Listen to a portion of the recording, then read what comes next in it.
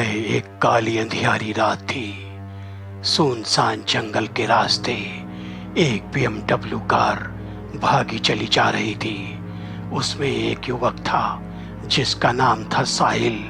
साहिल इस समय नशे में धुत था और म्यूजिक सुनते हुए गाड़ी भगाए जा रहा था। अचानक उसे एहसास हुआ कि उसकी बाजू वाली सीट पर कोई बैठा हुआ है। उसने जैसे ही देखा तो उसके पैरों तले जमीन निकल गई और उसने एक झटके से गाड़ी के ब्रेक लगा दिए।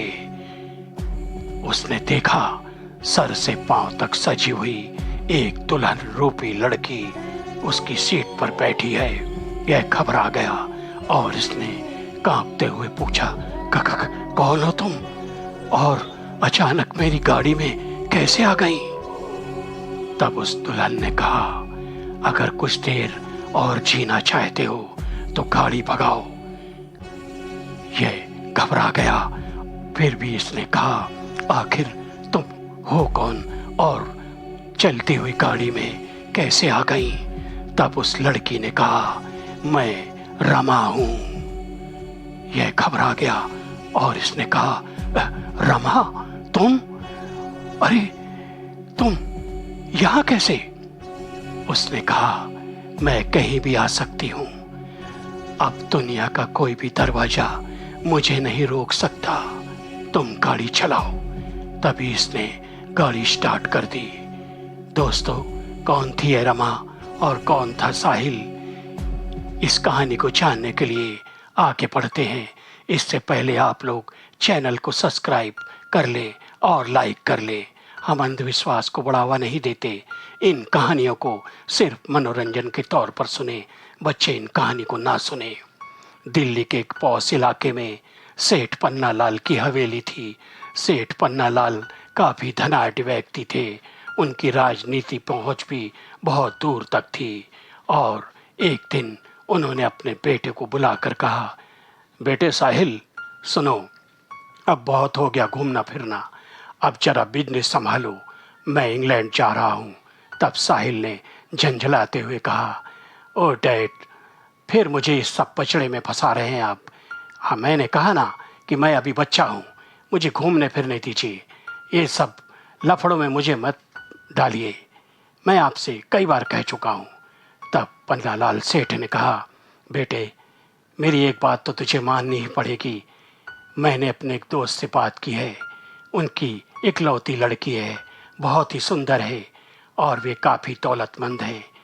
मैंने तेरे रिश्ते की बात चलाई है, तू कहे तो कल बुलवा लूँ।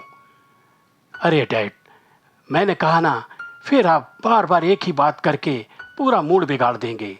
अभी मैं अपने दोस्तों के साथ एक पहाड़ी क्षेत्र में जा रहा हूँ। कुछ दिनों बाद लौटूंगा तो ये सब बातें आपकी सुनूंगा।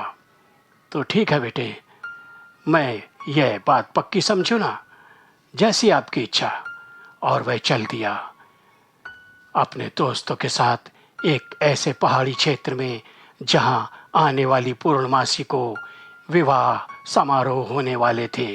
वहां की लड़कियां जो आसपास के क्षेत्र से और जो लोग बाहर से आते हैं, उन युवकों को चुनकर अपना पति मानकर उनके गले में वरमालाएं डालती हैं।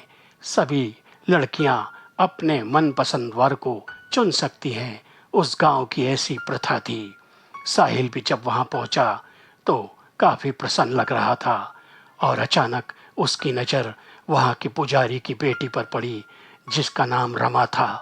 रमा बहुत ही खूबसूरत थी और दोनों की नज़रें चार हो गईं।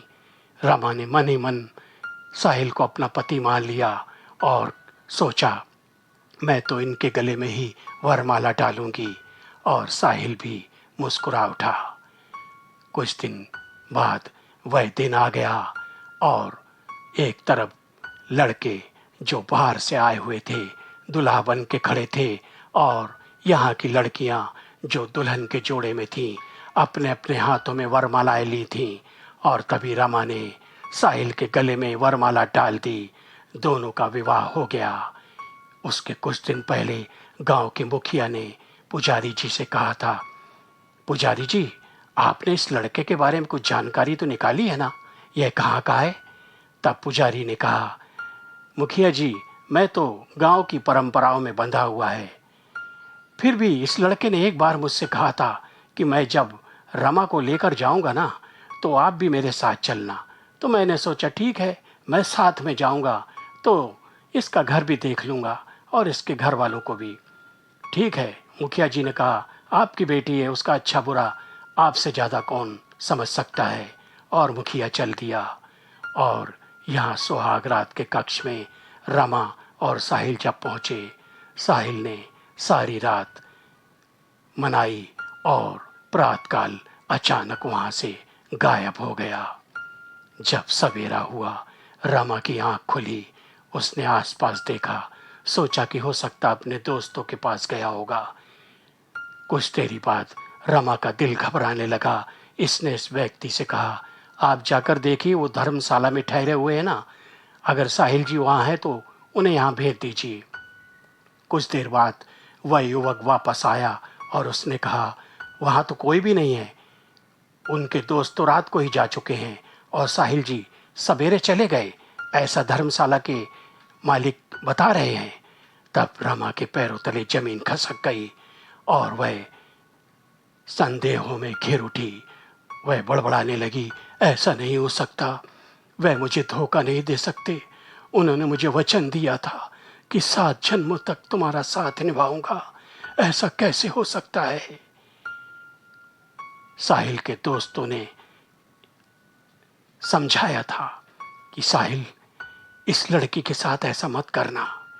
अचानक कहां से उनके दोस्तों की यह मन से आवाज निकल आई थी।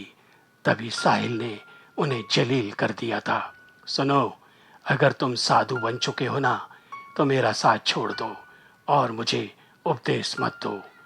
पहली बार उनके दोस्तों को साहिल की यह बात बुरी लगी और वे लोग रात को ही वहां से चले गए थे। फिर क्या था, रमा अपने पिताजी के पास पहुंची और सारा हाल बताया। पुजारी जी घबरा गए। वह जगह जगह साहिल को तलाशने लगे। मुखिया जी ने भी कहा, मैंने आपसे पहले ही कहा था कि उस लड़के का कुछ पता ले लेते तो अच्छा रहता, अब कहाँ ढूंढेंगे उसे। लेकिन कुछ ही देर में पुजारी जी घबराते हुए जमीन पर गिर गए और सदा के लिए इस संसार से पलायन कर गए। रमा भी गांव में पागलों की जैसे भटकती रहती। लोग वाग उसका मजाक उड़ाया करते थे।